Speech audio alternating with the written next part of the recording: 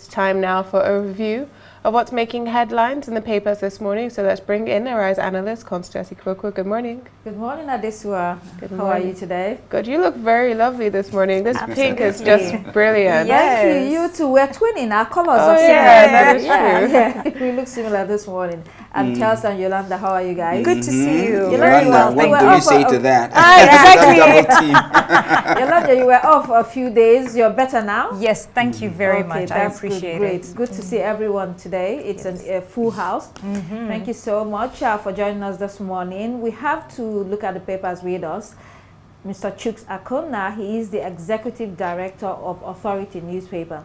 Hello there and welcome to the program. We'll begin with this day as usual. NUPRC writes oil producers threaten sanctions over non-supply to local refineries. The Nigerian Upstream Petroleum Regulatory Commission says it is a violation of the law when oil producers fail to fulfill their domestic crude obligations, thereby threatening the country's energy security.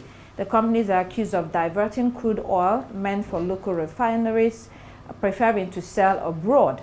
Nigerian oil blend is much sought after abroad.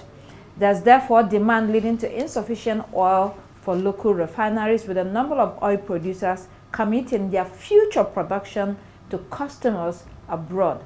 Chuks, well, this is a matter that the NUPRC is trying to resolve. During a meeting with refiners and producers, they blamed each other for inconsistencies in implementing the domestic crude oil policy. Refiners claim they don't have enough oil. Producers hit back, saying that refiners are not meeting commercial and operational terms, which is why they explore other markets abroad.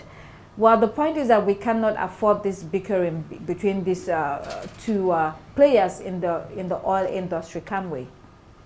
No, absolutely not. The Petroleum Industry Act stipulates, makes provision for domestic oil quota, supplied by producers to local oil and refineries. But then, like you said, our Burning Light is one of the most sought after crude oils in the world. So there's a lot of pressure also on producers to actually seek to sell abroad, so that they can make more money, at the expense of local refineries. And we all know that charity should begin at home. So that's why the NUPRC is saying, no, we can't take this, we won't take this, that you must meet your obligations to local oil refineries. Let's move on quickly to the next paper. We'll be treating two topics side by side because they're related to each other. Let's start with New Telegraph. Nigeria may lose multi-billion-dollar U.S. aid as Musk threatens, you said, shutdown. You said it's the United States Agency for Development. Nigeria got $78 million last year and $7.8 billion over a period of 10 years. And then let's look at the Guardian newspaper, a related story.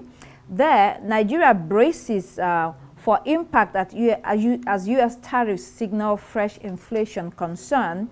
Experts fear new wave of global inflation, weaken Naira as well. The Minister of Foreign Affairs, Yusuf Tagor, says Nigeria can expand and deepen trade with other partners.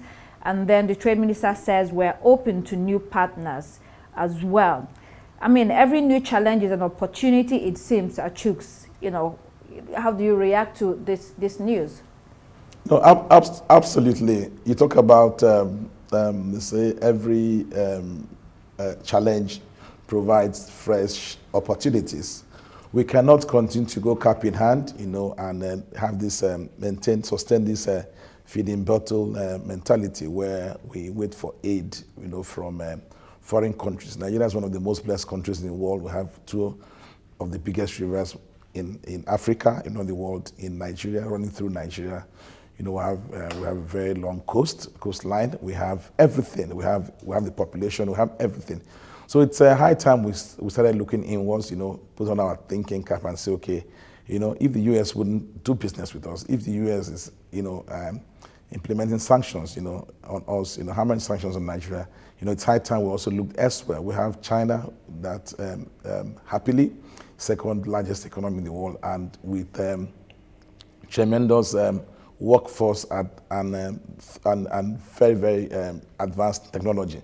So Nigeria can look inwards to China, to India, to other countries, the EU, and other countries that are willing to do business with Nigeria. No man, they say, is an island.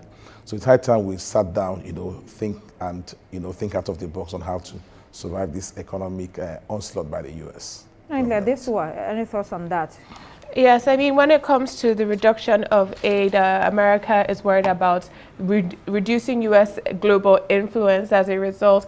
But primarily in Nigeria, we need, it's a reminder in Africa, just like Uhuru Kenyatta said, the former president of Kenya, and just like Jenny Nwoke said, the CEO of Clafia, who was on the morning show this weekend for Arise News, is that we need to be proactive and making sure that we're not reliant on the foreign aid or, or handouts or help. And in response to that, we're seeing that, the FEC has come out in response to reduction in HIV medication, but we need more structural responses, more institutional change to guard ourselves against any of these geopolitical shocks that are going to be affecting the world in the next 4 Trump years. It's actually a good thing for African countries, self-sufficiency. We should be working towards that. And to Punch newspaper now, NLC halts protests as FG plans review panel. Labour leader Ajero insists committee's report will determine Congress's next step. We also have that story in the Daily Sun, if we can pull it up. The headline here is different. It says, Labour suspends protest for 2 weeks. FG union set up 10-man committee for further dialogue. Charles, you've been following this story. What more can you tell us?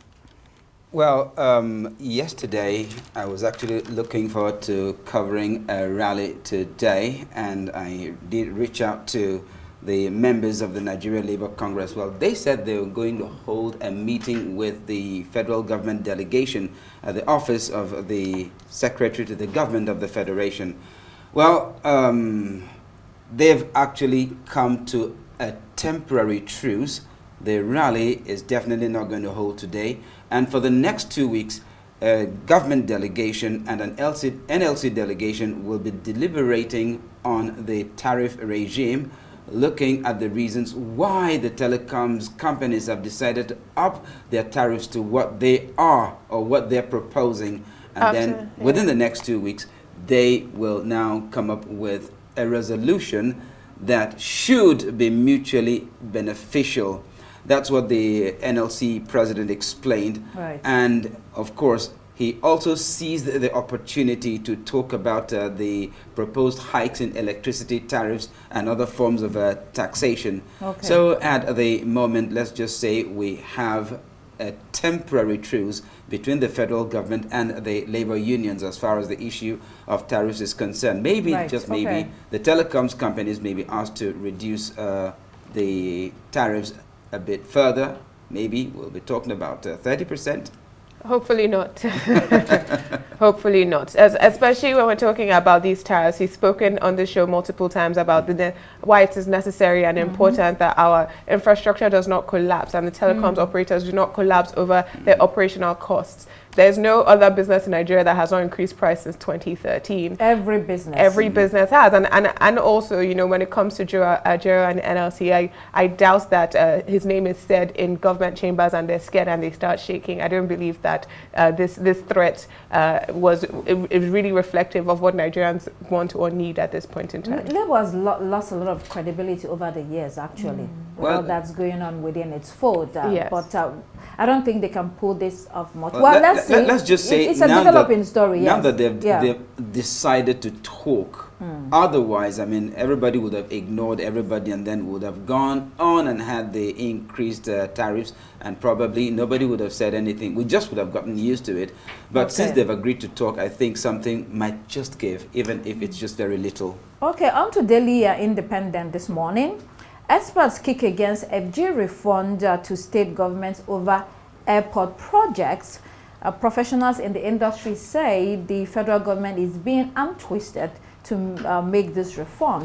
For instance, the Ministry of Aviation and Aerospace Development in 2025 appropriation bill before the National Assembly has budgeted 4 billion naira to be refunded to Kebbi State government for the construction of Kebbi, Birnin Kebbi, no, it's called Kebbi, not Kebbi, Birnin Kebbi Airport. Chooks, we've talked so many times about the lack of viable airports that are being built by the states across the country, and then you want to be refunded. Yes, look at, take the Southeast for instance. You have an airport in Enugu, you have an airport in Abakaliki, you have an airport in Anambra State, you have an airport in Delta State, you have an airport in Owerri. You know, you can go on, and you ask yourself, apart from Lagos and Abuja airports that are not judged economically viable, you know, most of these airports, you know, they only, aircraft only land on this on their runways, you know, maybe once or twice in a year, you know, maybe when the governor is traveling abroad, or maybe when a VIP, the president, is visiting. And very sadly, some of these airports were built without proper analysis and expert opinions. That's why we had the instance of an airport that was built. After the airport was built, about 6 billion naira was used to actually demolish a hill to ensure the safety of the airport. Also, there's this particular airport in Southeast that after commissioning, you know, we still spent about 14 billion naira on top of what was spent to actually build this airport. Then you ask yourself, how much is the government going to refund to these states that actually went ahead to build these airports against the advice of experts in the aviation industry? A lot of accountability for, you know, in the states, and that's not happening. Let's move on to the international headlines. A Daily Graphic, AFCFTA to launch a transit scheme on Abidjan-Lagos corridor. This route is expected to be made a potent economic and industrial hub. The Abidjan-Lagos highway will link 5 major West African countries by 2030 and is being promoted by the African Development Bank. AFDB has done a lot of projects within the African continent. The highway is 1,028 kilometers and will cross Nigeria, Ghana, Togo, Benin, and Cote d'Ivoire. Yolanda, what a brilliant plan. The road will be about 4 to 6 lanes. It's toll-free. And I'm looking forward to traveling this road. More Africans need to explore their continent by road. Yes, and first of all, a very big well done to AFTA and all those who are involved, because I think this is well overdue. I agree with you, Constance, when you say that this is very exciting times for West Africa and for the whole of Africa, because this will significantly improve the trade relations between these countries, and as well, hopefully, it will lessen the financial burden of doing business in this area. So it's something I'm looking forward to, but something I am hesitant and a little bit skeptical about is the security issue. The security. Okay. I'm hoping that we are able to maintain, you know, a safe route for people to travel through, goods, you know, not being stolen, and, you know, all the issues that we have in security in West Africa at the moment. People are already traveling by road now. I mean, 2023, I went from Nigeria to Cotonou, and yes, you can go from there to Togo. There's already traveling happening in the areas where there are roads linking countries, but of course, yes. Yes, but what I'm curious about is the cross-border security checks, because I know what it takes crossing from Nigeria to neighboring Benin Republic. Yes. So in the event that we have such a super highway, traversing the West African coast, then will such bottlenecks be removed? That's the question I'm asking. Well, they have to work on it. I do know that from here to Cotonou, there's so many what do you call it, checkpoints. Exactly. You know, whether it's customs, immigration, there's so many of them, and they need to be reduced actually. But let's build the road first. Yes, let's build the road first. True. That's why. Go ahead. I was going to say that these checkpoints are also important. This is what Donald Trump is asking for the U.S.-Mexico border, right? Is that we do have, when you talk about criminal elements, we're talking about illegal mining, human trafficking. These are serious criminal issues that we're dealing with in this area. Right. And so that's why all those checks exist. And sometimes they're just there starting. That's the some problem. of them don't need to be there, That's actually. the other side as well. That's the other side of the coin. Okay, on to Citizen newspaper. Trump's shadow hangs over SA. Here we see that US President Donald Trump is weaponizing the dollar with his threat to cut funding to South Africa because the government is, in quote, confiscating land and treating certain classes of people very badly. Experts say it is unfortunate the rand is bleeding due to deliberate distortion of facts. Remember that South Africa passed a law last month, where the government can seize land in certain circumstances. In reaction, Trump said he will cut the funding to that country. For our information, South Africa only receives funding on HIV/AIDS from the US through the PEPFAR initiative. Trump's pal, Elon Musk, we also know is originally from South Africa. And he says this law is against white people. Yolanda, you can come in here. I mean, let's give it a broader context. Land has always been an issue in South Africa, and they're fighting for racial justice, for land reform. So that's the context under which this is happening. Very important. And not just South Africa, but that region as well. So I was watching the report on this yesterday when the president of South Africa was speaking and, responding to what Trump said. And he said something that interested me and, really piqued my memories from some decades ago when he said, Trump, keep your America and let me keep my South Africa. Why this jumped out at me so much is because that is actually a quote from Robert Mugabe, who once said to Tony Blair, I believe, keep your England and let me keep my Zimbabwe. So I'm hoping that this is not a repetition of history and we will not have a situation where, this land issue turns into something else that completely breaks down the economy, which is how it's kind of looking like right now. Yeah, but I also wanted to just say here, because, when we're talking about historical context, what happened in Zimbabwe where some of the white farmers were, say that the land was taken without compensation, people have been calling back to that and saying that that might be a bad example of how to do it.